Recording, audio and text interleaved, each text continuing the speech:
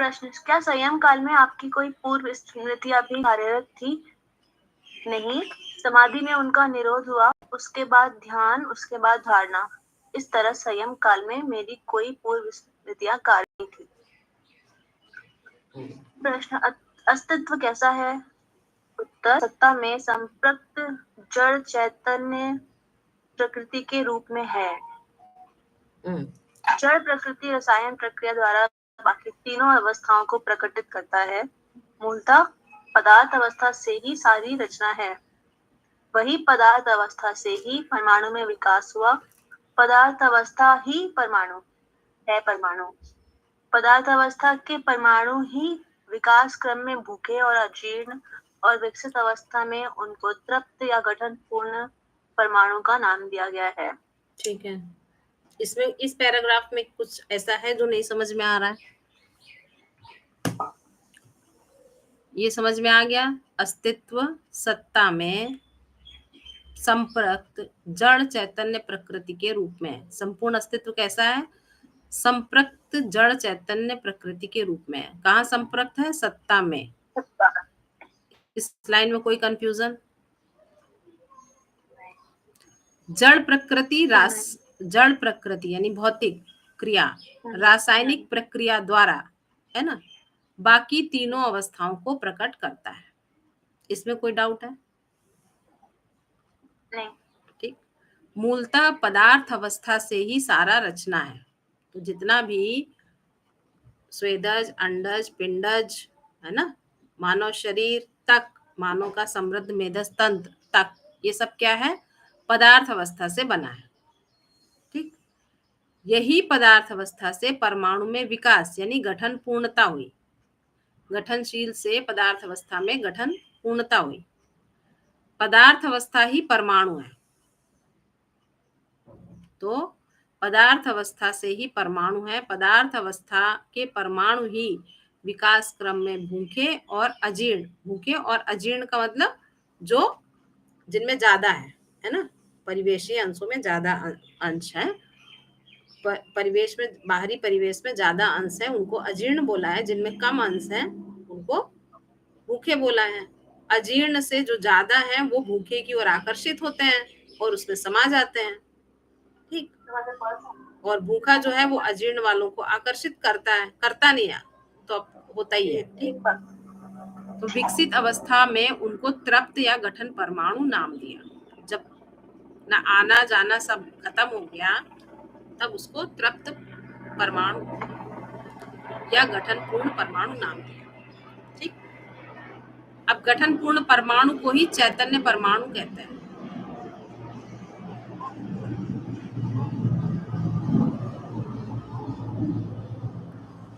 गठन पूर्ण परमाणु ही चैतन्य परमाणु है। ठीक। गठन पूर्ण परमाणु क्या है? जीवन। हाँ, जीवन। हाँ, जीवन। जब परमाणु बोलेंगे तो चैतन्य परमाणु बोलेंगे, जब जीवन बोलेंगे तो जीवन बोलेंगे। ठीक। अब ये हो गया विकास, है ना। अब नेक्स्ट प्रश्न आया कि जीवन, शरीर में जीवन कैसे काम करता है? जो ये गठन पूर्ण परमाणु है ये शरीर में कैसे काम करता है? तो बता रहे हैं शरीर द्वारा जीवन को चलाने के लिए मेधस तंत्र समृद्ध होने की जरूरत है, मतलब परिपुष्ट होने की जरूरत है। इतना समृद्ध हो कि वो जीवन के संकेतों को, है ना, जीवन के संकेतों को वो ग्रहण कर सके शरीर। ठीक। मेधस में उसकी तरंगे जो हैं, न्यूरॉन्स कह रहे हैं क्या? हाँ, नर्व सिस्टम भी, और नर्व सिस्टम के साथ साथ उसमें ब्रेन का ऐसे बताते हैं कि ब्रेन जो है वो ना चारों ओर एक द्रव्य सा होता है ना, ब्रेन के चारों ओर एक द्रव्य सा होता है, और उस द्रव्य में क्या है? तरंग जीवन जब प्रसारित करता है तब भी उस द्रव्य में तरंगे होती हैं, और जब शरीर जो है वो संकेत देता है तब भी उस द्रव्य में तरंगे होती हैं। अब उसमें तरंगों में जो है मेधस तंत्र से छोटी छोटी मुच्छे टाइप का ना, मतलब रोए टाइप का वो उसमें होता है पूरे ब्रेन में। हर एक उसमें दो होते हैं, एक एक रंध्र में दो दो होते हैं, ऐसा बताते हैं बाबा जी।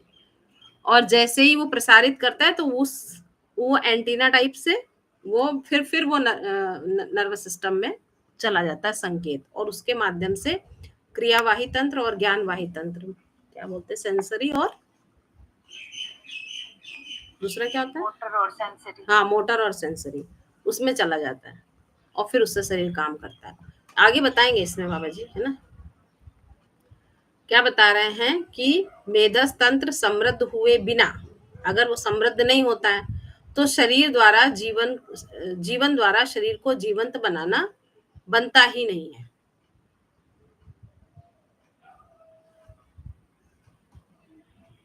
मतलब पूरे शरीर में जीवंतता आ जाना, यानी कि कहीं चुटकी काटते हैं तो हमको पूरे उसमें पता चल जाता है कि भैया वो सिस्टम जो है वो पूरा बता देता है कि यहाँ पर चुटकी काटी गई।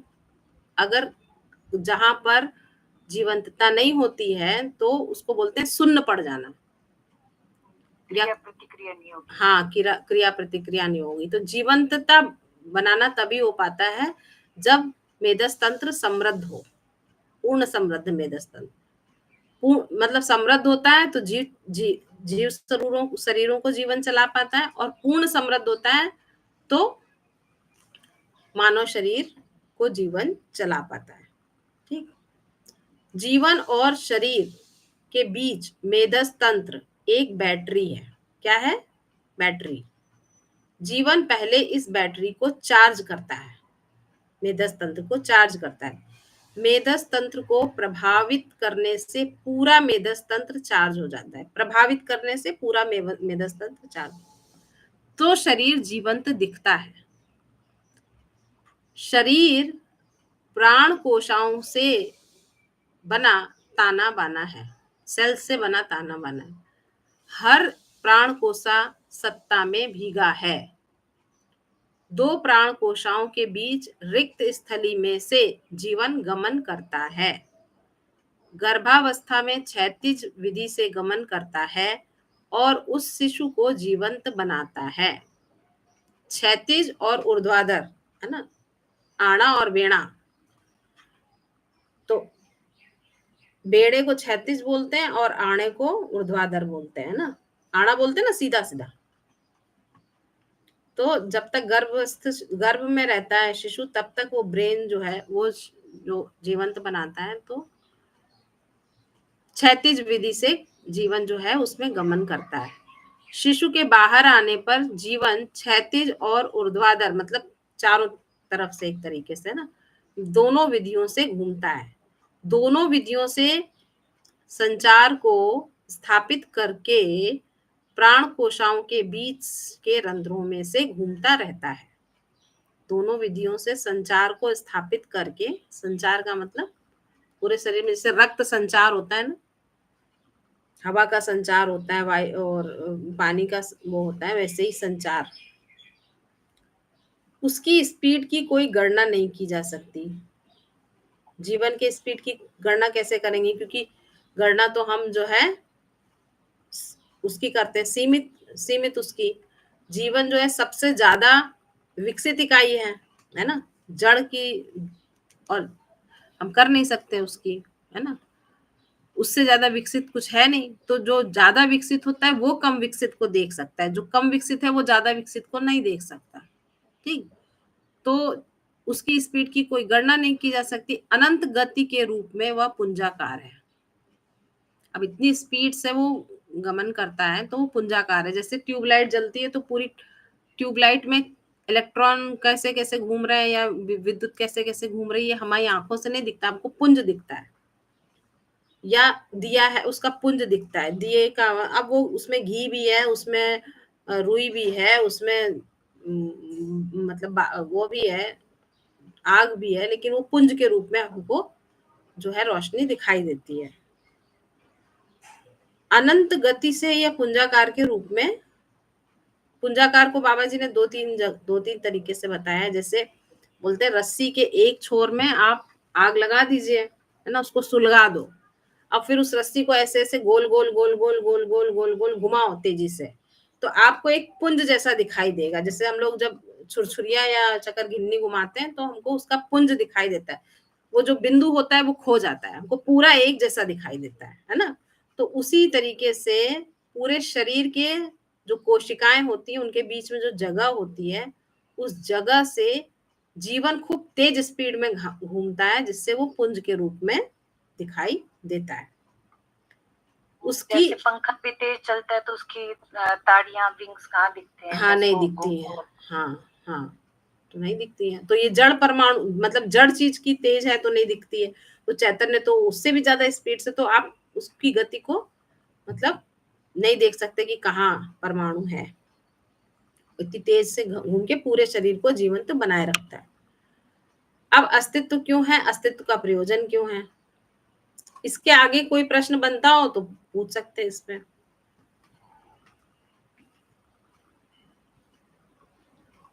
ठीक है, ये तो उस दिन भी मतलब पढ़ा था, आज भी पढ़ लिया, इसमें से कोई प्रश्न बचता है? ये जीवन की गति, ये क्या बोला है दीदी यहाँ पे? उसकी गति के आगे संख्या हार गति, ठीक है, वो गति के आगे, लेकिन ये जीवन की गति मतलब जीवन की गति मन की गति से चलती है। अच्छा, मन की गति। हाँ, मन सबसे बाहरी परिवेश है ना जीवन का, तो मन की गति से जीवन की गति चलती है। एक सामान्य स्थूल एग्जांपल से देखिए, मन करता है पानी पीने का तो हमारा शरीर वहां तक चला जाता है। जब हम शरीर को जीवन माने हैं तब, जब हम जीवन के रूप में जीवन को समझ पाएंगे तो जीवन की गति भी समझ पाएंगे। अभी सिर्फ उसके बारे में बात कर सकते हैं, यहाँ बैठे बैठे हम पूरी दुनिया का सोच सकते हैं, पूरी पूरी दुनिया के बारे में, मतलब जहां भी मन करता है। ये मन के लेवल तो है, मन की गति के नहीं, ये तो कल्पनाशीलता में हम कल्पना करते हैं, पहुंच जाना उसी जगह और कल्पना करना, ये दोनों में अंतर है ना। इच्छा विचार आशा को फिर कैसे देखेंगे? इच्छा विचार आशा बराबर मन की गति, ऐसे कहेंगे क्या? इच्छा विचार आशा और जो है वो मन की गति से पहुंचती है कहीं। देखो विचार की गति उससे भी ज्यादा तेज होती है, और मनोगति से बाबा जी ने बोला विचार की गति मन को मिल जाती है, इच्छा की गति विचार को मिल जाती है, और बुद्धि की गति जो है वो चित्त को मिल जाती है, आत्मा की गति जो है वो बुद्धि को मिल जाती है। इस तरीके से सब एक दूसरे के साथ जुड़ा है, समुच्चय के रूप में है। अलग अलग तो है नहीं, जैसा इसमें प्रेजेंट किया है रिटन फॉर्म में, वैसा तो है नहीं कि अलग अलग है, ऊपर नीचे कुछ ऐसा। नहीं, पुंज के रूप में, पुंज के रूप में तो गतियां जो भी होगा गति के रूप में, तो वो एक दूसरे से एक्सचेंज होकर ही कोई रिजल्ट फॉर्मेट करेगा ना। जैसे मान लो दो सिरे हैं, है ना, मतलब एक परमाणु है, एक मन जो है वो पूरा का पूरा शरीर को ही जीवन माने हुए है, वो जीवन को जानता ही नहीं है मन। ठीक, जानना कहाँ होता है? बुद्धि में। बुद्धि में जब तक जानना नहीं होगा तब तक जीवन शरीर को ही जीवन माने रहता है, और जैसा जैसा मन में करता है, तो मन में अभी क्या करता है? रुचि मूलक आस्वादन के साथ जीने का मन करता है, तो हम रुचि मूलक आस्वादन के साथ अपने पूरे शरीर की पूरे कार्यक्रम को उसी के हिसाब से चलाते हैं कि नहीं चलाते हैं? पैसा कमाने का मन, घर बनाने का मन, गाड़ी खरीदने का मन, जो जो मन करता है, जो जो आशा से सुखी होने की आशा लगती है, उस काम को मन करता है। ठीक है, ऐसा लगता है कि गाड़ी में घूमेंगे तो बड़ा मजा आएगा, खुश रहेंगे, या सम्मान मिलेगा तो खुश रहेंगे, तो मन उसको करने के लिए फिर नौकरी करता है, व्यवसाय करता है, पैसा बचाता है, जो जो सिस्टम है पूरा संसार उससे सजा हुआ है, उसके हिसाब से वो काम करता रहता है। उसको पता ही नहीं लग पाता है कि हम जो है शरीर नहीं, हम जीवन की महिमा कुछ और है। अब जब सूचना मिलती है तो दो तरह की सूचना अभी तक मिली। एक आदर्शवादी सूचना मिली कि भाई हम शरीर नहीं है और हम जो है आत्मा नाम की कोई चीज है, और आत्मा परमात्मा में विलय हो जाती है तो मोक्ष होता है। ठीक, अगर ये नहीं होता है तो सारा संसार दुख है। ये बौद्ध धर्म में भी बताया गया है ना, अभी हम पढ़ रहे थे जो दुख आर्य सत्य है, ऐसा पढ़ रहे थे ना कहीं, इससे पहले अभी पढ़ रहे थे ना। इसमें नहीं दीदी। अभी कहाँ पढ़ रहे थे? अभी थोड़ी देर पहले तो पढ़ रहे थे दुख आर्य सत्य है, जो कि बाबा जी ने अच्छा लगना और अच्छा होना, कुछ कहीं पढ़ रहे थे अभी, है ना? ये इसमें हमने ब्लॉग सहअस्तित्व में पढ़ा था, अनुभव की हाँ, ठीक बात, वही वही पढ़ा होगा। अच्छा होना अनुभव में, और कुछ तो पढ़ा था। हाँ, वही पढ़ा है। तो क्या है कि दुख आर्य सत्य है, ऐसा अवास्तविकता क्या है, इसमें पढ़ रहे थे हम लोग, है ना? वास्तविकता किसे कहते हैं। तो दुख जो है वो आर्य सत्य है, ऐसा बुद्ध धर्म में, बौद्ध धर्म ने ऐसा निष्कर्ष निकाला, और ऐसा परंपरा में बोला ही गया है कि ये दुख जो है वो, ये संसार जो है वो दुख का सागर है, इस संसार से पार पा जाना ही जो है मोक्ष है, और इससे पार तभी पा सकते हैं जब ईश्वर चाहता है, ऐसा वगैरह वगैरह वगैरह, जो भी मान्यताएं हैं उस मान्यताओं के तहत आदमी ने अपना अनुसंधान किया है, मानव जाति ने, है ना, और समाधि तक गया है, ठीक है, और उसके अनुसार सारी भाषा की गणना करी। तो ये सब तब तक, ये जो पूरा का पूरा है, ये सब जीवन को शरीर मान के जीने से, जब जीवन चलता है तब।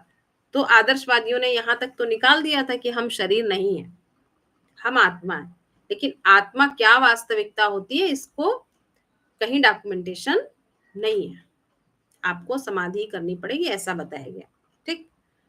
तो वहां से कट गया, रास्ता ही कट गया। अब हर मानो तो ध्यान धारणा समाधि कर नहीं सकता, तो उन लोगों के लिए कर्म कांड वगैरह वगैरह, है ना, ये सब बताया गया। दूसरा विचार आया भौतिकवादी विचार।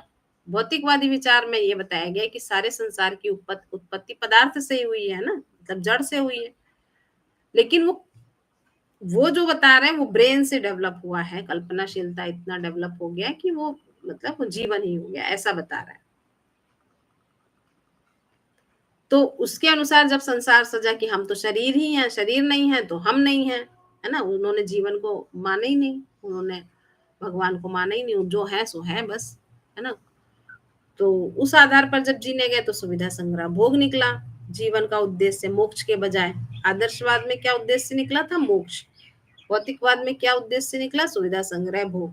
तो इंसान ने अपना तन मन धन पूरा सुबह 8 बजे से लेके, जैसे आदर्शवाद में तपस्या के लिए लगाते थे, तपस्या की तैयारी के लिए लगाते थे, उसके लिए शिक्षा दीक्षा थी, उसके लिए सारा संन्यास और सारा जीवन शैली थी। तो अब जो है सारी जीवन शैली भौतिकता के हिसाब से बदल गई, ठीक, खाओ कमाओ और खर्चो। तो दोनों में से ही किसी का तृप्ति बिंदु नहीं निकला। अभी बाबा जी क्या कह रहे हैं? वो ये कह रहे हैं कि मोक्ष क्या है? तो मोक्ष है भ्रम से मुक्ति, यानी कि ना मैं शरीर हूं, ना मैं सिर्फ आत्मा हूं। मानव जो है जीवन और शरीर का सहअस्तित्व है, और जीवन जो है वो उसका अध्ययन करा जा सकता है, उसका डॉक्यूमेंटेशन है, उसके आधार पर जिया जा सकता है, उसका डॉक्यूमेंटेशन किया जा सकता है, और ये फल परिणाम मतलब फल परिणाम में समाधान, समृद्धि, अभय, सहअस्तित्व धरती पर आ सकता है। तो तब फिर उसके हिसाब से चलेगी दुनिया।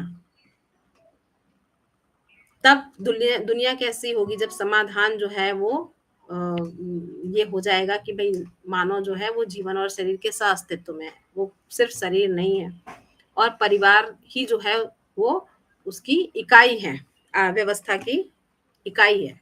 परिवार से कम में व्यवस्था नहीं है। परिवार से क्रम में जैसे परमाणु अंश जो है वो भ्रमित होकर इधर उधर आवेशित होकर घूमता है, और फिर पुनः किसी परमाणु अंश के साथ व्यवस्था में भागीदारी करने लगता है, वैसे ही भ्रमित मानव की स्थिति है। तो क्या हुआ? तो वो ढूंढ रहा है चैतन्य परमाणु। तो पहले चैतन्य परमाणु ने अपने आप को कहाँ देखा? तो जैसे उसने अपने जैसे आकार वाले आकृति को धरती पर देखा तो उसने वो चलाया, वो शरीर वो चलाया। तो उन्होंने अन्य मानव को अन्य नस्ल का मान लिया, है ना, दूसरे नस्ल का है ये दूसरा आदमी। तो पहले जीव जानवरों से अपनी रक्षा करने के लिए जो है औजार, पत्थर, ये वो जो जो कुछ भी निकाला, शोध किया, है ना, अनुसंधान किया आग का। फिर देखा कि आग से बचना है, पानी से बचना है, इससे बचना है। तो अपने शरीर की सुरक्षा के अर्थ में उन्होंने संघर्ष किया, और संघर्ष करके जीतने वाला वो कबीला युग से शुरू कर दिया, ठीक। धीरे धीरे पता चला कि भाई नस्ल वो भी अपनी नस्ल का है मानव, जो दूसरा है वो अपनी नस्ल का है। पर अब उसमें भेद कैसे करेंगे, तो रूप के आधार पे भेद शुरू हुआ। नस्ल तो एक ही हो गई, रूप के आधार पर भेद शुरू हुआ। अब फिर रूप और कुरूप के आधार पर चला, काफी दिनों तक चला होगा, है ना। और उसमें जैसे काले गोरे का, रंग का, इसका उसका सब भेद अभी भी चल ही रहा है। उसके आधार पर पहचान हुई, वो नहीं, वो खत्म हुई तो अब फिर पद के आधार पर, फिर धन के आधार पर, फिर जाति के आधार पर, इस तरीके से एक के बाद एक पहचान होते होते मानव जाति यहाँ तक पहुंच गई है आज की डेट में कि जाति के आधार पर भी नहीं, सिर्फ पैसे के आधार पर, पद के आधार पर होने के बावजूद परिवार टूट रहे हैं, एक दूसरे की हत्या कर रहे हैं। अब क्या आधार होगा?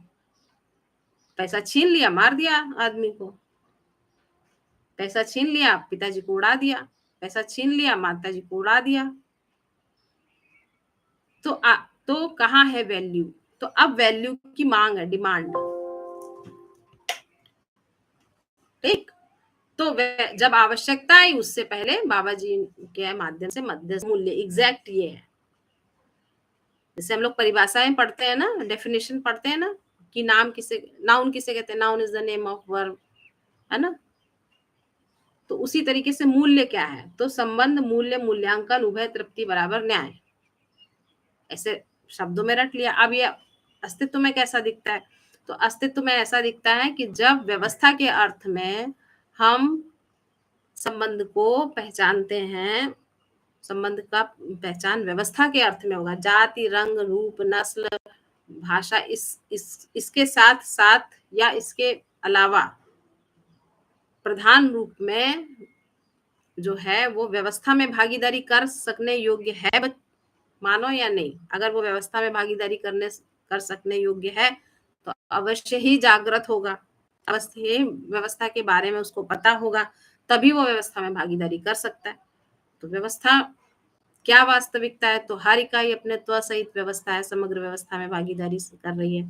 तो मानव भी अपने सहित व्यवस्था, समग्र व्यवस्था में भागीदारी करने वाला है कि नहीं है? तो क्या इन सबकी शिक्षा होगी, इससे मूल्य जो है वो अपने आप स्वयं स्फूर्त विधि से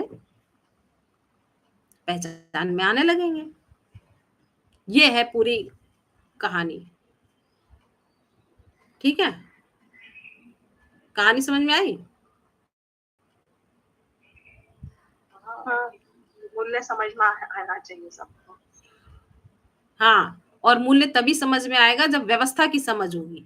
व्यवस्था की समझ नहीं है, मूल्य रट लेंगे, 9 मूल्य ये होते हैं, 30 मूल्य ये होते हैं, 50 मूल्य वो होते हैं, मतलब 30 ही होते हैं, 50 तो होते नहीं है ना। और अभी तो मूल्य लोग ना, अभी तो वातावरण ऐसा बन गया कि रूप, धन, पद, बल के हिसाब से सबको पहचानने लगे, पहचान रहे, लेकिन तृप्त नहीं हो पा रहे ना। प्रॉब्लम ये है, अपेक्षा तो मूल्यों की बनी हुई है, लेकिन वो मूल्य उसी से ही, रूप, पद, बल, धन से ही मिलेगा, ऐसा माने हुए हैं। हाँ, माने हुए, है ना। तो मान्यता टूट जाती है 2 मिनट में, जैसे ही ये सच्चाई सामने आती, मान्यता टूट जाती। पहले सच्चाई को हम अवतरित तो करें जिंदगी में, तब मान्यता टूट जाएगी। हम सच्चाई को अवतरित न करें, जैसे हमने इस सच्चाई का अपने आप में वो किया, आकलन किया। क्या मानव क्या होता है? तो पहले हम सिर्फ इतना समझते थे कि मानव जो है, जब शिविर किए कि मानव जो है जीवन और शरीर के अस्तित्व में मानव है ना। और जीवन जो है वो शरीर को सूचना देता है, शरीर जीवन को सूचना देता है, बस इतना ही है मानव, ऐसा समझते थे। कितने साल चला होगा आप मानो ये चीज, कि नहीं हम सामने वाले को देख रहे हैं तो वो सिर्फ शरीर नहीं है, वो जीवन भी है, इतना समझ रहे हैं। तो मुझे बच्चे के साथ इस रूप में बात करना है कि वो अन्वी जो है वो छोटी नहीं है, वो पूरा जीवन है, अक्षय बल शक्ति संपन्न है, सिर्फ उसका शरीर छोटा है। इतना तक अभ्यास कर रहे थे, है ना। वो पूरा नहीं पढ़ रहा था, क्योंकि अन्वी ही अपने आप को मानने लगेंगे कि हम अम्मा की अम्मा है। अब वो हमको आदेश चलाएंगी, क्योंकि हमने उनके अंदर कभी डांटना नहीं, कभी मारना नहीं, क्योंकि वो तो जीवन है, वो पूर्ण है ना, पूर्ण है। और जैसा सम्मान की अपेक्षा हमको है वैसी उसको भी है। तो हम अगर उसको डांटेंगे तो उसका अपमान होगा, तो उसको कभी डांटना। अब इस विधि से चलेंगे तो वो तो अपनी मनमानी करवाएगी सारा। ठीक, तो क्या करना है, तो उसको व्यवस्था के बारे में अवगत कराना है, उसको आचरण के बारे में अवगत कराना, उसको तुम भी व्यवस्था में भागीदारी कर सको, इससे इस योग्य बनाना है ना, तो उस तरीके से फिर बात करेंगे। तो मानव को फिर हमने क्या समझा कि मानव सिर्फ उतना नहीं, मानव त्व सहित मानव है, मूल्य चरित्र नैतिकता सहित ही मानव है, अदरवाइज वो सिर्फ भ्रमित मानव है। तो अन्वी जैसे बच्चों में या हम जैसे बच्चों में, है ना, हम सब, है ना, अभी सिर्फ न्याय की अपेक्षा है, न्याय है नहीं, मतलब न्याय है लेकिन न्याय का हमें समझ नहीं है। ठीक, तो न्याय की समझ के लिए काम करने गए तो पता चलता है कि परिवार, अच्छा परिवार में न्याय, परिवार तो स्वीटी जागृत हो जाए, रिंकी जागृत हो जाए, चिंटू जागृत हो जाए, है, शिवांगी अदिति भी पठन में लग जाए, शिवांगी के पापा, तब शायद ये परिवार में जागृति का अरे कुछ नहीं होने वाला इससे। इससे सिर्फ ये होगा कि जो समझेगा वो सुखी रहेगा, पर इससे परिवार में न्याय प्रमाणित हो जाएगा ऐसा नहीं है। इससे वही व्यक्तिवादी, फिर अब परिवारवादी मानसिकता में आ गए, व्यक्तिवादी मानसिकता से हम कहाँ आ गए, परिवारवादी मानसिकता, छूटा ही नहीं वो, है ना। तो अब क्या समझ में आया, अरे परिवार जो होता है ना वो अखंड समाज की मानसिकता के साथ हम देखेंगे कि परिवार अपने में परिवार है ही नहीं अकेले, परिवार सर्व मानव, सर्व परिवार के साथ ही मेरा परिवार है। तो जैसे हम कोई चीज, तभी हर परिवार की समस्या एक जैसी है, हर परिवार का समाधान भी एक जैसा है, हर परिवार में न्याय की अपेक्षा भी एक जैसी है, हर परिवार में न्याय की अपेक्षा की पूर्ति होने की प्रक्रिया भी एक जैसी है। तो अलग कहाँ से हुआ भाई हर परिवार से हमारा परिवार, कैसे हुआ?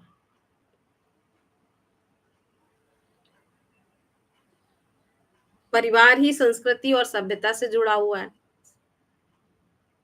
संस्कृति सभ्यता विधि व्यवस्था से, संविधान से जुड़ा हुआ है, नहीं ऐसा कोई जब जीने में जाते हैं परिवार में तो ये सब न्याय की अपेक्षा रहती है, लेकिन वो दूसरी तरह का न्याय रहता है, क्योंकि हमारी अभी मानसिकता में चेंज नहीं हो पाया है। हाँ, तो न्याय होता भी कहाँ है, हमारी मानसिकता ही अभी कहाँ चेंज हुई है, हम करके दिखा कहाँ पाए हैं, उस मानसिकता में जी कहाँ पाए हैं, अभी नहीं जी पा रहे हम, तो अकेले से तो होता नहीं है ना। जैसे जैसे 6-7 लोग यहाँ बैठे हैं, ठीक, क्या 6-7 लोगों की मानसिकता एकदम परिपुष्ट हो गई है? नहीं हुई है, सबका अपना है, सब अभी अभी मैं क्या चीज है अभी इसी में अवेयर नहीं है, जीवन क्या चीज है अभी इसी की अवेयरनेस नहीं है, अस्तित्व कैसा है इसकी अवेयरनेस नहीं है, नहीं है ना, नहीं है। उसी वो हो जाए इसी के लिए तो हम लोग बैठे हैं, जो प्रेरणा ने बताया कि सब कम से कम इस तरह की बात हम लोग 7 लोग मिलके कर तो पा रहे हैं। ठीक, अब ये हो जाए तो क्या है, एक मानसिकता पुष्ट हो जाए, तब हम राहत में आएंगे, तब हम किसी को छोटी छोटी चीजों में भी दिखा पाएंगे कि भाई जैसे चाय के अंदर अस्तित्व, पूरा अस्तित्व है, प्लेट के अंदर पूरा अस्तित्व है ना, है ना, तब दिखा पाएंगे कि भाई तेरा परिवार मेरा परिवार अलग है ही नहीं।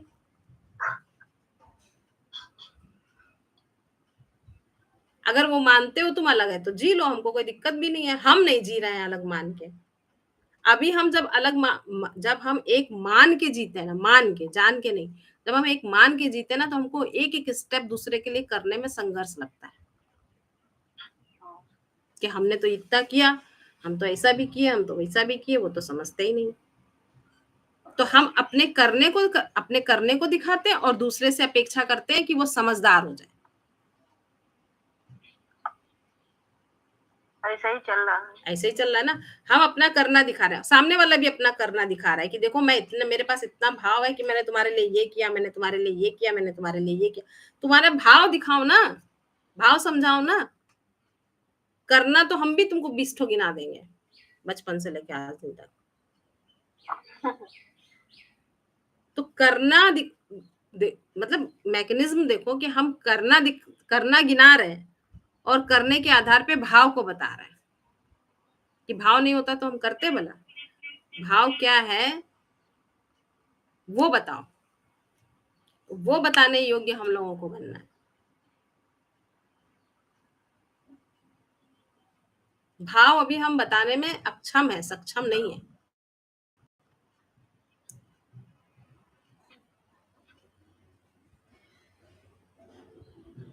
ठीक है, बात समझ में आ रही है हम क्या कह रहे हैं? हाँ प्रेरणा हाँ दी, समझ में आ रहा है? कहीं और हो? नहीं है तो यहीं पे हो ना?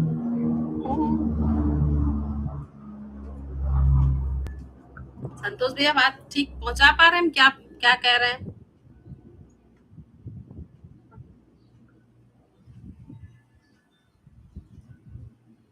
हम बहुत एक एकदम बात। हम बहुत एकाग्र हाँ सुन रहे हैं। हम बहुत एकाग्र होके अपने में एकदम खो के बता रहे थे। पता नहीं आप लोग सुन पा रहे हो कि नहीं सुन पा रहे? नहीं सुन रहा हूँ ना। हाँ, तो भाव सुविधा देकर भाव को हम बताने जाएंगे तो कभी पहुंचा नहीं पाएंगे। हमको भाव ही बताना पड़ेगा कि जो चीज जैसी है उसको वैसा बता पाना। भाव का मतलब ये यथार्थता, वास्तविकता, सत्यता को इंगित करा पाना। ठीक, तो अब फिर क्या है, भाव क्या है, क्यों है, ये कहीं बाबा जी ने अभी आगे कहीं बताया होगा, आगे सुनेंगे पढ़ेंगे। ठीक है, तब तक ये पढ़ लेते हैं अस्तित्व क्यों है, क्या है। जी कौन पढ़ेगा? पढ़िए।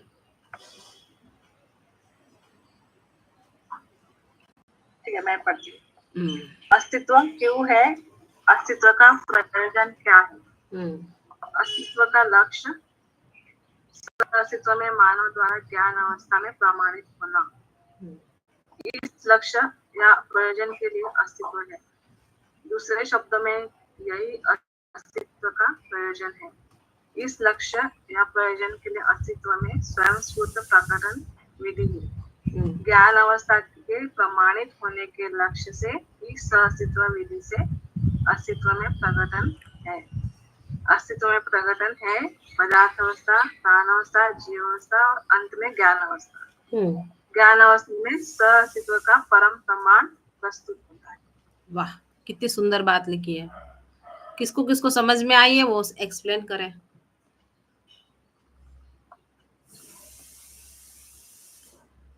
नहीं समझ में आई तो अपने अपनी आवाज में एक बार इसको पढ़ दे। और पढ़ने से समझ आ जाएगा दीदी। पढ़िए, आप पढ़िए अनुपमा जी। जी हम पढ़ रहे हैं। कौन पढ़ेगा? पढ़े पढ़े, चाहे 4 बार पढ़ना पड़े, आराम आराम से पढ़ो। हाँ, अस्तित्व का लक्ष्य अस्तित्व में मानव द्वारा ज्ञान अवस्था में प्रमाणित होना। इस लक्ष्य का प्रयोजन के लिए अस्तित्व है। बस यही रुकिए। पूरी एक बात यहाँ तक हो गई। ठीक, इसको अनुपमा जी आप एक्सप्लेन करिए।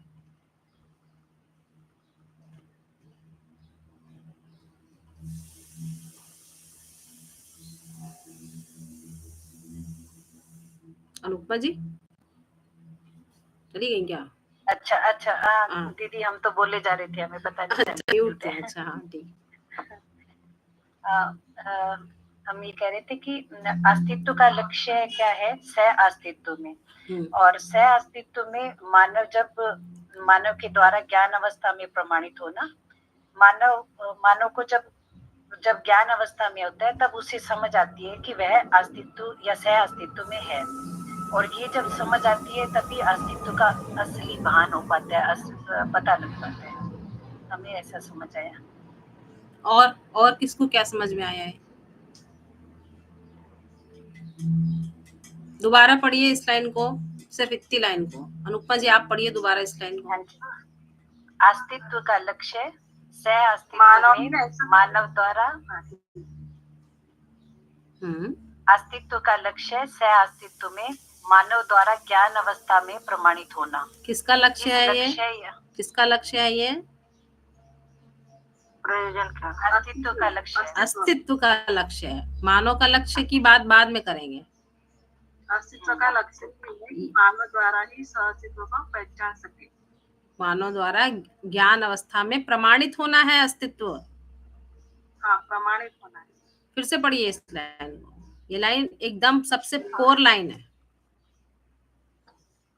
अस्तित्व का लक्ष्य सह अस्तित्व में मानव द्वारा ज्ञान अवस्था में प्रमाणित होना। तो अब इसको खंड खंड करके पढ़िए। प्रमाणित होना है किसे? अस्तित्व, ज्ञान के द्वारा। अस्तित्व को प्रमाणित होना है। ठीक, किसके द्वारा प्रमाणित होना है? तो मानव के द्वारा प्रमाणित होना है।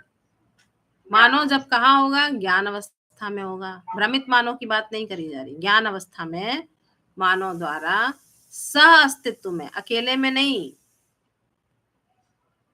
मानव के द्वारा सह अस्तित्व में प्रमाणित होना। किसका लक्ष्य है? अस्तित्व का लक्ष्य है। सह अस्तित्व में मानव द्वारा ज्ञान अवस्था में प्रमाणित होना है।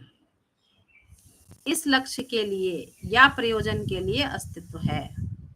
अस्तित्व क्यों है? अस्तित्व इसलिए है।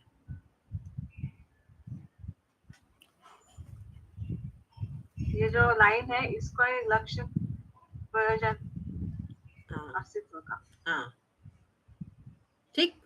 ये इस शब्दों में समझ में आ गया हो तब दूसरे शब्दों में बाबा जी क्या बोल रहे हैं, इसी बात को दूसरे शब्दों में बाबा जी बोल रहे हैं।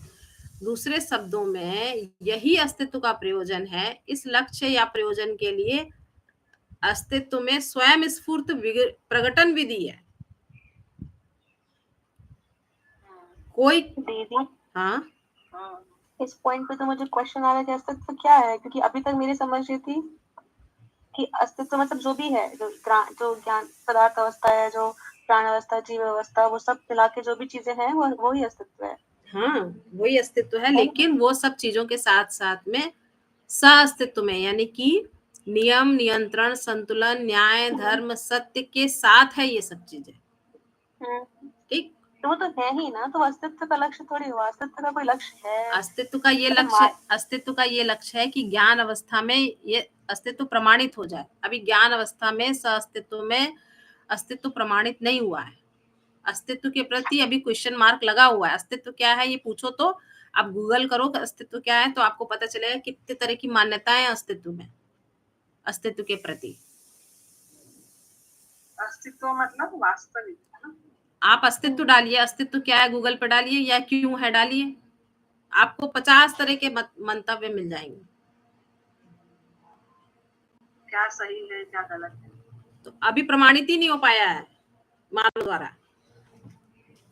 सही सबका एक होगा ना, अलग अलग थोड़ी ना होगा। जैसे पानी से प्यास बुझती है, अब ये हर धर्म में एक ही जैसा होगा ना कि पानी से प्यास बुझती है। हाँ। इसी तरह अस्तित्व क्या है, क्यों है, ये हर धर्म में हर मानव एक ही जैसा जानेगा ना। अभी तक ज्ञान अवस्था में अस्तित्व क्या है, अस्तित्व का लक्ष्य क्या है, ये प्रमाणित नहीं हुआ। अस्तित्व क्या है, यही अभी देखो कितने तरह के उसमें मंतव्य है।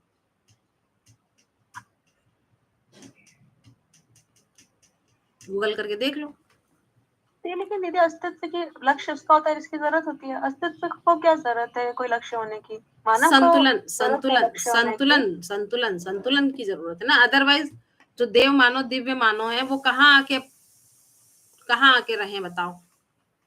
धरती पर ही तो रहेंगे कि हमेशा। पर अगर मानव जैसे हम पहले कभी डिस्कशन में आया कि सब चीज बढ़िया अपने आप से बैलेंस में है, सिर्फ मानव के हस्तक्षेप की वजह से सब चीजें थोड़ा सा क्या कहते हैं इम्बैलेंस हो गई हैं, है ना। तो अस्तित्व तो मानव को एक सेकंड के लिए हटा दिया जाता है, तो जो प्राण अवस्था, जीव अवस्था, जो भी चारों हैं चीजें, तो बाकी की चीजें मानव को छोड़ के जितनी भी चीजें वो अपने आप बैलेंस में नहीं। तो संतुलन जो है वो असंतुलन जो है वो मानव के कारण है। तो इसमें अस्तित्व की कोई जरूरत थोड़ी ना है। अस्तित्व का कोई लक्ष्य मतलब मानव कहाँ है? मानव कहाँ से आ गया? मतलब ये मेरा कहने का मतलब ये मानव का लक्ष्य हुआ ना कि संतुलन बना रहे। तो मानव का लक्ष्य, मानव को ये समझ में ही नहीं आया कि संतुलन क्या चीज होती है, तभी तो संतुलन बना रहेगा। मानव की जरूरत मानव का लक्ष्य हो गया ना। अस्तित्व का इटसेल्फ कोई लक्ष्य, मुझे बात नहीं। वो ये अनुभव की बात है, ये बाबा जी ने लिखी है। और इसी बात को आदर्शवाद में बताया गया है कि हर कुछ जो है वो परमात्मा द्वारा लिखा जाता है। परमात्मा इसमें हमने देखा है गूगल में डाल के कि इंसान का अस्तित्व क्या है, तो ये इन्होंने लिखा है मनुष्य, होमोसैपियंस या आधुनिक मनुष्य, प्राइमेट की सबसे आम और व्यापक प्रजाति है और इससे होमोजीन इंसान क्या है, इंसान क्या है, यानी अस्तित्व क्या है, ये अस्तित्व क्या है, क्यों है, ये पूछो। इंसान का तो गूगल सर्च में दिखा है अस्तित्व का अर्थ है किसी चीज का मौजूद होना या वास्तविकता में विद्यमान होना। हाँ, विद्यमान होना ना, तो मानव विद्यमान है, बस यही मानव विद्यमान है तो बस क्या यही उसका अस्तित्व है? कोई भी चीज है वो प्रयोजन के साथ है, ये बात कहाँ पता चल रही है? और अस्तित्व और जीवन में क्या अंतर है उसमें दिया है कि दीर्घकालिक अस्तित्व है। अस्तित्व में बने रहना एक दीर्घकालिक अस्तित्व है। जीना खुशी चुनना, जीना चुनना है। अस्तित्व का अर्थ है आप भौतिक रूप से यहाँ मौजूद हैं, लेकिन दिन भर काम करने के लिए आपको जो करना है वो कर रहे हैं। ये मतलब कैसी सी परिभाषाएं हैं, पढ़ पढ़ के जी खराब हो जाएगा। दीदी अगर इसको अगर क्वेश्चन छोटा किया जाए, धरती फॉर एग्जाम्पल धरती अब अस्तित्व का पार्ट है। धरती का कोई लक्ष्य है क्या? चारों अवस्थाएं प्रमाणित हो जाए ना, यही तो हर इकाई का लक्ष्य जो है, तो जी ही रही है। हर इकाई का लक्ष्य, हर इकाई का लक्ष्य स्वयं में व्यवस्था और समग्र व्यवस्था में भागीदारी है। जैसे पृथ्वी जो है ना, पृथ्वी जैसे अन्य ग्रह गोल भी है, वो सूरज की गर्मी को पचा पा रहे हैं, तब सूरज जो है वो सूरज की गर्मी को पचा पा रहे हैं, तब सूरज जो है थोड़ा कम आवेशकों के कारण जो है वो मतलब और भी ब्रह्मांडीय किरणें और ये वो सब का रोल होता है। तो जितना धरती पचा पा रही है और फिर जो है धरती पचा पाई है, तभी जो है वो चारों अवस्थाओं का उसमें प्रकटन हो पाया है ना। और अगर धरती भी इतनी तापग्रस्त हो जाए जितना सूरज है, तो फिर अन्य धरतियों के लिए भागीदारी कर रही है, वो भागीदारी नहीं कर पाएगी, क्योंकि संतुलन में खुद ही नहीं है, तो अन्य के साथ कैसे भागीदारी? वो खुद ही संतुलन को चाह रही है। चाह रही है मतलब आवेश, जैसे एक जगह अंगीठी जलाओ तो उसका सारा आवेश कहीं ठंडा होता है ना, तभी तो धीरे धीरे धीरे करके अंगीठी ठंडी हो जाती है। तो लेकिन अगर सभी तप्त हो जाएंगे तो कैसे होगा? तो मानव का तो अस्तित्व सबसे पहले गायब होगा, फिर जीव जानवरों का मानव की नीड है, ये तो समझ रहा है। हाँ, और जैसे धरती का टेम्परेचर बढ़ जाएगा तो सिर्फ मानव को, जो बाकी थोड़े बहुत जीव चलते हैं उनको नुकसान होगा, पर धरती को इटसेल्फ कोई नुकसान थोड़ी होगा। क्यों नहीं होगा? धरती को बुखार है भैया, धरती को 100 कितना डिग्री बुखार बताया गया है। वो जो भी बुखार है, जो भी उस बुखार का इम्पैक्ट है, वो मोस्टली इंसान के लिए नुकसानदायक है। जानवर तो नए नए तरीके से अडेप्ट कर लेते हैं, इंसान एक लिमिटेड है उस मामले में। जानवर में भी लिमिटेड है बेटा, अनलिमिटेड नहीं है ना। जैसे अभी धरती का ताप ज्यादा बढ़ने लग गया, तो हम एक डॉक्यूमेंट्री पढ़ रहे थे, सुन रहे थे कि जो कछुए होते हैं, जो समुद्री कछुए होते हैं, वो एक किसी निश्चित समय पर आकर रेत में खोद के अपने अंडे डाल देते हैं, है ना। और फिर अब टेम्परेचर बढ़ गया तो इसलिए मादा कछुए ज्यादा मात्रा में हो रहे हैं और नर कछुए जो है हो ही नहीं रहे या बहुत कम हो रहे हैं। तो ये धरती पर पड़ रहा है ना अन्य लोगों पे। अब हमको और अभी ये कोई शोध नहीं कर, कछुए की जरूरत हुई ना, ये धरती की इटसेल्फ नहीं जरूरत हुई ना। लक्ष्य जो होगा, वो जो अनुकूलता बनेगी वो कछुए के लिए बनेगी, धरती को क्या नुकसान है? ठीक है, जैसे कछुआ, जैसे आदमी, वैसे पदार्थ अवस्था भी, जो भी इकाई होती है उसमें ये प्रवृत्ति होती, परमाणु अंश में भी प्रवृत्ति होती है, व्यवस्था में भागीदारी की प्रवृत्ति परमाणु अंश में भी होती है। इसीलिए वो अकेला नहीं रहता है, कोई अंश तुरंत दूसरे अंश के साथ जुड़कर व्यवस्था बनाने का काम करने लगता है। तो हर इकाई मतलब चाहे वो धरती हो, चाहे वो पदार्थ अवस्था हो, चाहे वो प्राण अवस्था हो, चाहे वो जीवावस्था हो, चाहे वो ज्ञानावस्था हो, उसका सबका सम्मिलित रूप में और अकेले अकेले भी स्वयं में व्यवस्था और समग्र व्यवस्था में भागीदारी के साथ ही है। वो ऐसी कोई इकाई नहीं है जो स्वयं में व्यवस्था के लिए काम ना करे और समग्र व्यवस्था में भागीदारी के लिए काम ना करती हो, ऐसा नहीं है। पानी भी धरती पे सूरज का ताप बचाने के लिए है, ऐसा मैंने कहीं तो सुना। हाँ, मतलब सभी चीजें है ना, सभी चीजें। तो इसको ये अध्ययन करने का मुद्दा है कि है। और इसी तरीके से मानव में जो न्याय की अपेक्षा है वो इसीलिए है ताकि धरती पर मानव न्याय पूर्वक जी सके और धरती पर मानव का और विकास हो सके। तो और विकास में अब शरीर का जितना विकास हो चुका है, उतना अच्छा ब्रेन जितना डेवलप हो चुका है, अभी उस पूरे ब्रेन का ही इस्तेमाल नहीं कर पा रहा है मानव। ठीक, तो उसका ठीक ठीक से इस्तेमाल हो जाए, है ना। और क्या नाम से कल्पनाशीलता जो है वो देव मानव और दिव्य मानव तक में जीने योग्य हो जाए। मतलब इतना कल्पनाशीलता में परिमार्जन हो जाए कि अब शरीर तो इतना विकसित हो गया कि अभी उतना कि हम यूज ही नहीं कर पा रहे। अब क्या विकसित होना शेष बचा है, तो मानव में जो जीवन में है उसमें सिर्फ परिमार्जन होना बचा है कि अभी भ्रमित मानव से मानव जागृत हो जाएगा, जागृत मानव से देव मानव, देव मानव से दिव्य मानव तक। तो हम लोग में भी वो आंशिक रूप में गुण है उपकार करने के, उसको विकसित करना है। अच्छा, बाबा जी ने इसको अनुभव पूर्वक अन्य धरतियों पर जाकर देखा है कि अन्य धरतियों पर उन्होंने जाकर उन लोगों से बातचीत करके देखा है। ऐसा बाबा जी ने खुद बोला है, ऐसा झूठ नहीं बोल रहा है, ऐसा महाराज जी ने भी बोला। तो ऐसा कई देव मतलब महापुरुषों ने बताया। तो अन्य धरतियों में देव मानव और दिव्य मानव भी हैं। तो ये एक क्रम है, ऐसा सजा हुआ है, ऐसा ही होता है, जिसको जागृति क्रम, जागृति पूर्णता बोल रहा है। वहां तक की यात्रा है। ऐसे तो कई अनंत धरतियां हैं, ऐसा भी पता है ना बाबा हाँ, जी? अनंत धरतियां। हाँ, हमें पता नहीं है। हमें पता नहीं है, और पता लग भी जाएगा तो क्या कर लेंगे। जब तक हमें जीने की योग्यता नहीं आएगी तब तक हम अन्य धरती पे, जैसे चंद्रमा पर लोग जाने लग गए, है ना, प्लॉटिंग हो रही है अंतरिक्ष में, फलाना ढमकाना, जागृत नहीं होगे तो वहां जाकर क्या करोगे? गंदगी तो फैलाओगे। हाँ, ये जो यहाँ हो रहा है वो भी वहाँ पे जैसे होगा। पहाड़ों पे घूमने जाते हैं तो क्या करते हैं? कोल्ड ड्रिंक की बोतल, कितना कूड़ा कचरा करके आ गए। हाँ, तो वही करेंगे अन्य धरतियों पे जाके। सुविधा चाहिए ना। सुविधा थोड़ा ना है, वो बकवास है। सुविधा तो देखो कितनी एकदम बिना पॉल्यूशन के, कहीं कोई आवाज ना हो ज्यादा, कहीं कोई धूल धक्कड़ ना हो, धुआं ना हो। वो है सुविधा की सांस ले रहे हैं तो लग रहा है कि सांस जा रही है अंदर।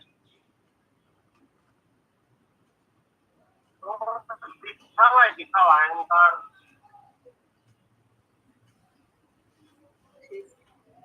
तो अस्तित्व का लक्ष्य कर रहे हैं, वो दिखावे के लिए कर रहे हैं ना। हाँ, वो दिखावे के लिए कर रहा है। वहां पे जाएंगे, सेल्फी डालेंगे तो उसका ज्यादा मजा आएगा। बाकी 4 लोगों को बताते बैठेंगे। सही बात। तो अभी इस धरती को हम, जो इतनी समृद्ध धरती है ना, चंद्रमा इतना समृद्ध है ना, मंगल मतलब बाकी ग्रह इतने समृद्ध इस सौर मंडल में नहीं है। तो धरती जो इतनी समृद्ध है, जिसमें चारों अवस्थाएं विकसित हो चुकी हैं, उसमें भी उसी धरती पर देव मानव दिव्य मानव जी सकते हैं, वो परंपरा बन सकती है। हम उस धरती को नाश कर दें ना समझी बस। तो अब आवश्यकता ये हमसे होगा नहीं, हम चाहें भी ना तो नाश नहीं कर सकते। अगर नाश हो भी जाएगा तो अन्य धरतियों पर जाना ही होगा। एक बात, पहले नाश नहीं होगा क्योंकि अस्तित्व का जो है वो ये लक्ष्य है कि मानव द्वारा ज्ञान प्रमाणित होना है, और ये स्वयं स्फूर्त प्रकटन विधि है, इसमें मानव हस्तक्षेप कर ही नहीं सकता। करेगा तो मारा जाए। इससे आप कह रहे हैं मानव द्वारा अवस्था में प्रमाणित होना है, तो अस्तित्व का लक्ष्य मानव के कॉपरेशन के बिना अस्तित्व नहीं अचीव कर सकता।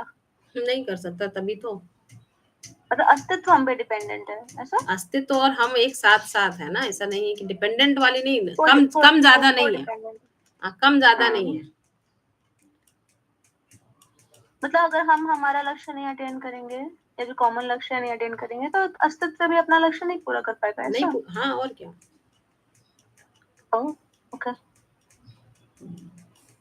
ओके, ठीक है। इसको आदर्शवाद में बहुत अच्छे से कहा गया है, हमको वो लाइनें नहीं याद है ना, कि भगवान इसे कहते हैं ना, अमर संदेश बोलते हैं ना, मतलब कि मुंह से जो वाणी निकल रही है, जो सच्चे महापुरुष होते हैं, उनके मुंह से जो वाणी निकलती है वो ईश्वर की वाणी निकलती है, क्योंकि सत्य ही निकलता है, असत्य निकलता ही नहीं उनसे।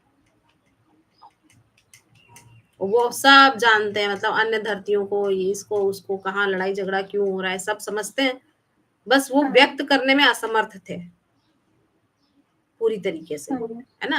वो भाषा उतनी समृद्ध नहीं थी, बाबा जी ने भाषा उसको समृद्ध कर दिया। परिभाषा से जोड़ दिया उसको।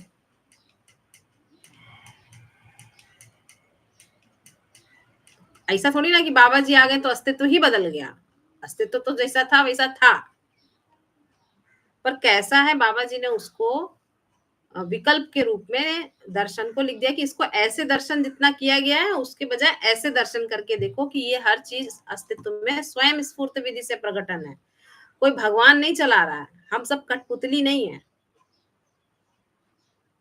अस्तित्व का ये लक्ष्य है, उसको पूरा करने में जितना हम अवरोध पैदा करेंगे उतना हम दुखी रहेंगे। ठीक, ज्ञान अवस्था के प्रमाणित होने के लक्ष्य से, ये देखिए नीचे दूसरी लाइन जो आप बोल रही थी प्रेरणा, उसका लिखा है ज्ञान अवस्था के प्रमाणित होने के लक्ष्य से ही स अस्तित्व विधि से अस्तित्व में प्रकटन है, अस्तित्व में प्रकटन है। ठीक, तो ज्ञान अवस्था ही प्रमाणित कर सकती है, अदरवाइज अस्तित्व प्रमाणित नहीं हो सकता। मतलब तीनों अवस्थाओं में तो प्रमाणित है पर मानव में प्रमाणित नहीं हो सकता। और वो कैसा प्रमाणित होगा? न्याय धर्म सत्य के रूप में। ठीक है,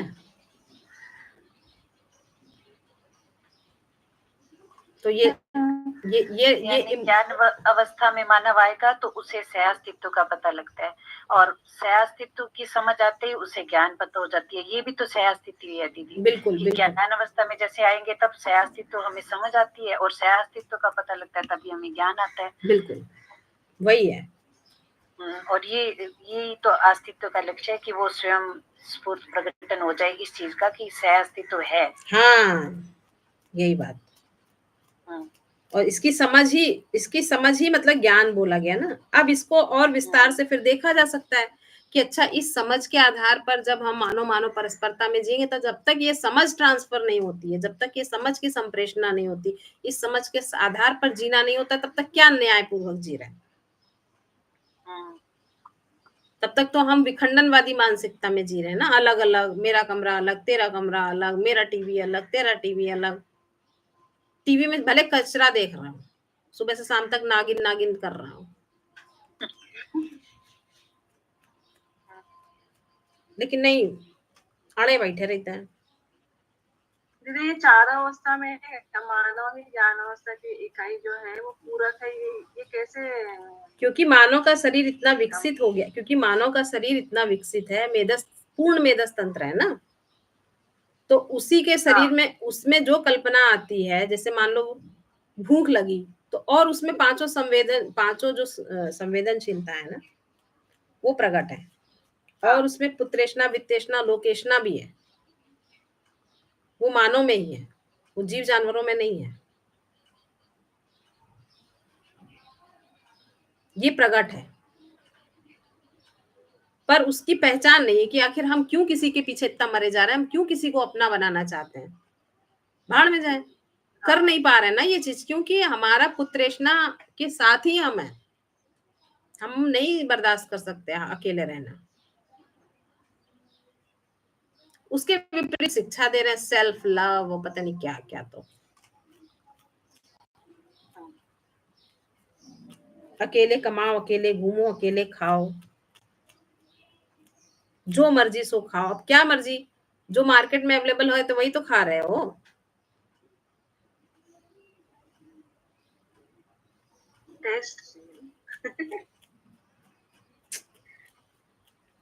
कुछ नहीं मिलता टेस्ट वेस्ट, जब घूमने निकलो तो पता चलता है सबको, खाली दिखा, वही जो संतोष भैया कह रहे हैं ना, दिखाते लोग बहुत है, होता कुछ उतना है नहीं।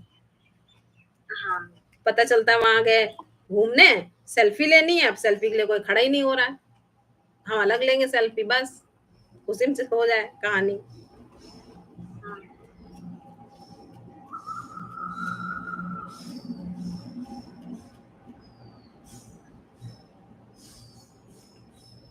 तो ये तो कहानी है, ये कहानी प्यार की। ठीक है, अस्तित्व को ब्लॉक कर दो अपने अपने मन में, और फिर इसके आगे अध्ययन की विधि क्या है ये बाबा जी बताएंगे। तो अध्ययन की विधि हम जल्दी जल्दी पढ़ देते हैं, थोड़ा कम कम लग रहा है, आज एक ही पैराग्राफ पढ़ा गया, हम जल्दी जल्दी थोड़ा पढ़ते हैं, 12:30 तक पढ़ लेते हैं। हम जो अनुभवगामी विधि से अध्ययन कर रहे हैं, क्या हमको भी वही समझ में आएगा जो आपको समझ में आया है? तो बोल रहे हैं मेरे सम्मुख प्रकृति प्रस्तुत हुई थी। हम लोग पढ़ रहे थे ना संयम काल में कैसे प्रकृति बाबा के सम्मुख प्रस्तुत हुई। हाँ, वही आपके लिए अध्ययन पूर्वक प्राप्त होने वाले साक्षात्कार में होता है। वही हमको भी समझ में आने लगता है। कैसे? अध्ययन पूर्वक। मैं जो आपके सामने प्रस्तुत हो रहा हूं, मैं एक प्रकृति का ही तो अंश हूं। बाबा जी बता रहे हैं आप भी प्रकृति का प्रकृति से ही अध्ययन कर रहे हैं। बात समझ में आई? ये वाली लाइन समझ में आई? हम आप भी प्रकृति के अंश है ना, तो हम आप भी प्रकृति में ही अध्ययन कर रहे हैं, है ना। साधना समाधि संयम पूर्वक मेरी अहर्ता बन गई, जिससे प्रकृति मेरे सम्मुख अध्ययन के लिए प्रस्तुत हो गई। अब आपके सामने वही अध्ययन करने की संभावना है। तो शिल्पा जी के लिए हम प्रस्तुत हो गए, हमारे लिए अनुपमा जी प्रस्तुत हो गए, अनुपमा जी से प्रेरणा, सब एक दूसरे के लिए प्रस्तुत हो गए, है ना। प्रकृति का ही तो अंश है। सब अपना अपना एक्सपीरियंस भी शेयर कर देते, देखो इसको ऐसे देखो, इसको ऐसे देखो, ये ऐसे कैसे दिखता है, वो वैसे कैसे होता है। तो क्या है, हम लोग प्रकृति का ही अंश है, प्रकृति में अध्ययन कर रहे हैं, प्रकृति मुंह से बोल रहे हैं ना। पहले प्रकृति को अस्तित्व बोल सकते हैं। अस्तित्व में ही तो है प्रकृति। हाँ, अस्तित्व में प्रकृति। हाँ, तो प्रकृति में ही अध्ययन कर रहे हैं, हमको कौन सा वहां।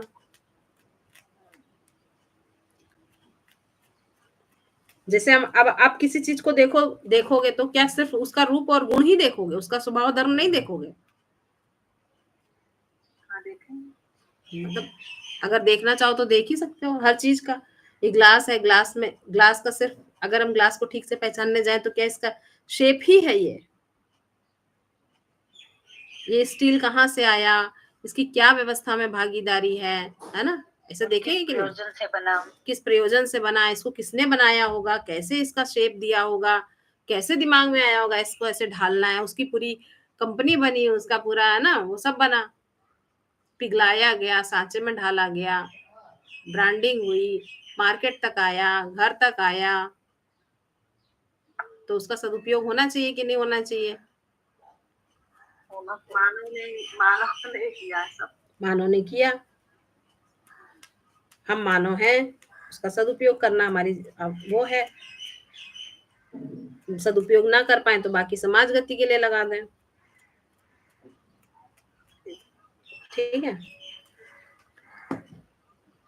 अनुभवगामी विधि से अध्ययन विधि क्या है? अनुभवगामी विधि में अध्ययन विधि क्या है? विधि पूछ रहे हैं, ठीक। किस विधि से अध्ययन किया जाए?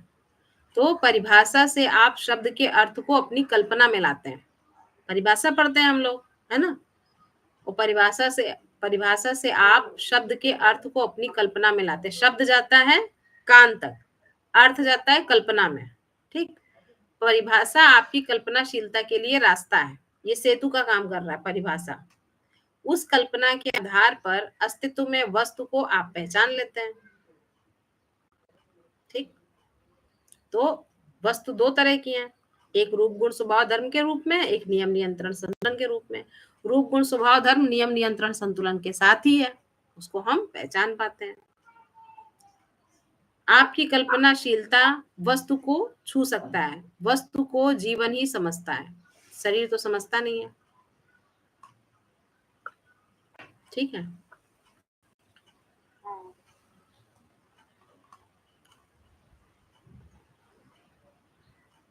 स्लो चल रहा मेरा आज लैपटॉप। वस्तु को जीवन ही समझता है, जीवन में कल्पनाशीलता वस्तु को पहचानने के लिए आधार है। कल्पनाशीलता आधार है।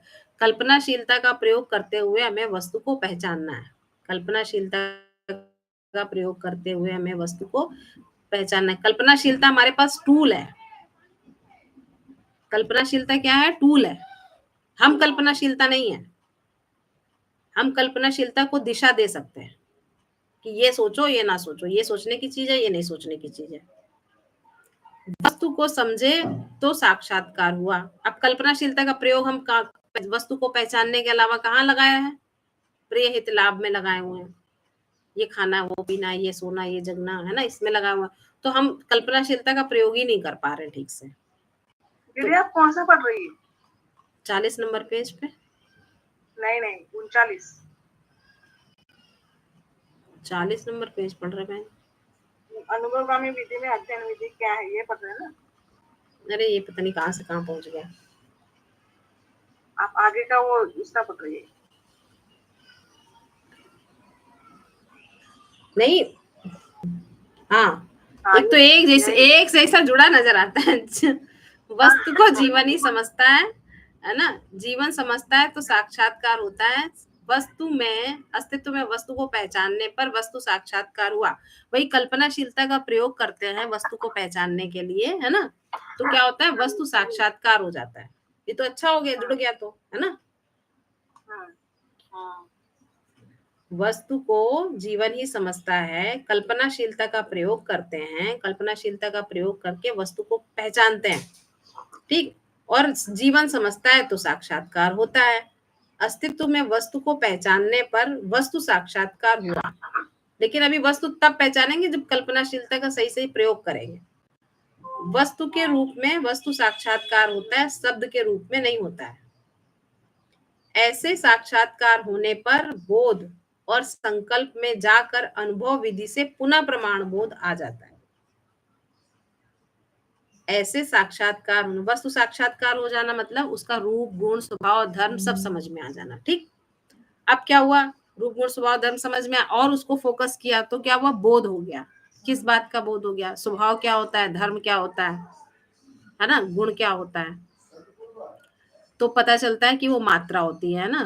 फिर और फोकस किया तो हमें पता चला अच्छा जीवन का स्वरूप क्या है, जीवन क्यों है, तो पता चलता है अच्छा स्वबोध क्या है, मैं कौन हूँ, मुझे आगे क्या करना है, ये सब पता चल जाता है। अच्छा देव मानव दिव्य मानव होना है, ओके, अब मुझे ऐसा करना है तो संकल्प। अब संकल्प हुआ, अब उस संकल्प के आधार पर जीने गए तो प्रमाण आ गया, अनुभव प्रमाण, यानी अखंड समाज सार्वभौम व्यवस्था। ये अच्छा ये ऐसे है। प्रमाण बोध आ जाने से निश्चयन हो जाता है कि यह वस्तु ऐसे ही है। प्रमाण बोध में आ जाने से, प्रमाण का जो है स्वीकृति हो जाने से निश्चयन हो जाता है ये वस्तु ऐसे ही है।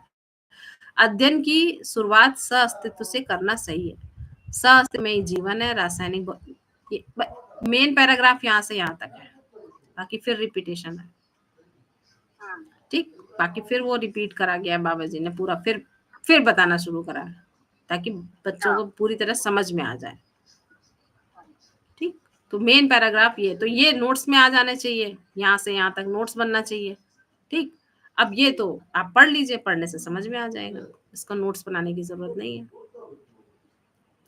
ठीक है। अध्ययन की शुरुआत सहअस्तित्व से करना सही है। सहअस्तित्व में जीवन है, भौतिक रासायनिक क्रिया है, सहअस्तित्व साक्षात्कार होना, फिर उसमें जीवन साक्षात्कार होना, जीवन साक्षात्कार होने के बाद अजीर्ण और भूखे परमाणु साक्षात्कार होना। साक्षात्कार तक ही आप लोगों को लगन की जरूरत है। साक्षात्कार होने के बाद बोध और अनुभव में समय नहीं लगता, तत्काल होता है। देरी उसके लिए तैयारी में लगता है। अहर्ता के बिना कोई चीज प्रमाणित नहीं होती। सत्य को समझने की अहर्ता, सत्य को प्रमाणित करने की अहर्ता अध्ययन से आती है। सभी वस्तुओं को अस्तित्व में पहचानना अध्ययन है, जो एक क्रमिक विधि है जिसमें समय लगता है। अध्ययन साक्षात्कार तक ले जाता है। साक्षात्कार हो जाना अध्ययन का प्रमाण है। अगर साक्षात्कार नहीं हो रहा है तो अभी अध्ययन पूरा नहीं हुआ है। समझने के सूत्र है नियम, नियंत्रण, संतुलन, न्याय, धर्म, सत्य। ये 6 ही सूत्र है समझने के लिए, ठीक। व्याख्या रूप में अब ये सूत्र है, अब सूत्र की व्याख्या है, तो सूत्र की व्याख्या कैसे होगी? तो चारों अवस्थाएं हैं जो प्राकृतिक गवाहियां हैं वो नियम, नियंत्रण, संतुलन के साथ ही हैं। चारों अवस्थाएं रूप गुण स्वभाव धर्म, ये समझने की वस्तु है। प्राकृतिक गवाहियों का ही अध्ययन है, ठीक, इन्हीं का अध्ययन है जो प्राकृतिक गवाहियां हैं। अस्तित्व क्यों है, कैसा है, ये समझ में आपको आना है।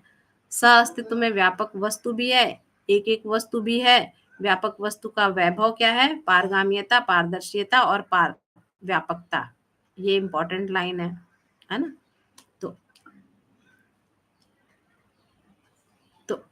तो क्या है? व्यापक वस्तु को समझना है और क्रियाओं को समझना है ना? रूप गुण स्वभाव।